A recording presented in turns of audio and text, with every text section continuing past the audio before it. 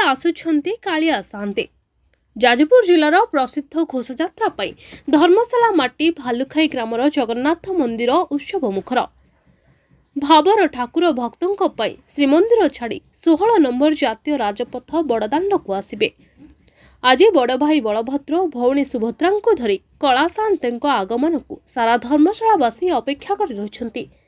सकाळ 6टारे मंगल आलती करा जाई मैलम सकाळ धूप अवकाश सूर्य पूजा खेचुड़ी भोग हेबा परे सिंहद्वार सम्मुखरे दंडायमान रथ को ब्राह्मण मानक द्वारा प्रतिष्ठा करा जायथिला। यहाँ परे मंगल अर्पण करा जाई चतुर्था मूर्ति को पहंडी विजय करा जाई रथारूढ़ करा जायथिबा बेले अपराह्न गोटाए धर्मशाला थाना अधिकारी महाराज भेषरे आभूषण होई छेरा पहरा कार्यक्रम समापन करथिले।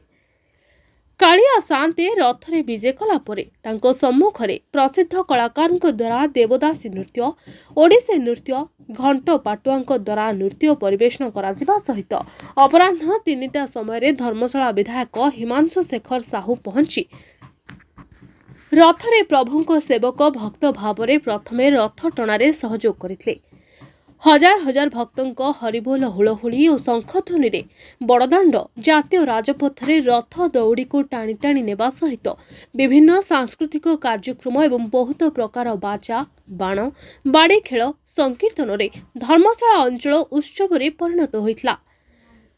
आज जारका बजार शांति बजार धर्मशाला बजार भालुखाई कुमारी देउली मंगलपुर चहटा चोरमुहा एहीपरि बहु ग्राम दिव्य भक्तिपूत तथा उत्सव मुखर परिवेश। तेज रथारूढ़ ठाकुर मानक दर्शन करने और रथ टाणिबा उत्कंठित प्रतीक्षा। भक्त माने वर्षा को खातिर नकरी हजार हजार महिला पुरुष जय जगन्नाथ ध्वनि दे मुनुसी मेलन पड़िया माउसी माँ गुंडीचा मंदिर रे पहुंची। श्री रंजन कुमार माझी धर्मशाला थानार आईआईसी भाव में अवस्थापित।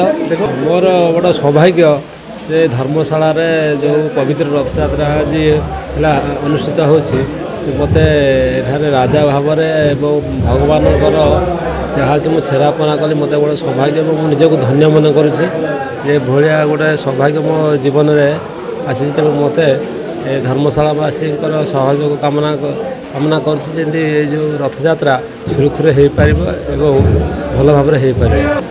हाँ मु तो बहुत खुशी और निजक धन्य मन करुँची कहीं भाया गोटे आज गोटे पवित्र दिन जो कि श्रीगुंडीचा रथयात्रा महाप्रभु श्री जगन्नाथंकर आज रथयात्रा और मत एठारे राजा भाव आज आमंत्रण करी वो छेरा पहरा कली मत निजक बहुत धन्य मन कर सौभाग्य मन कर।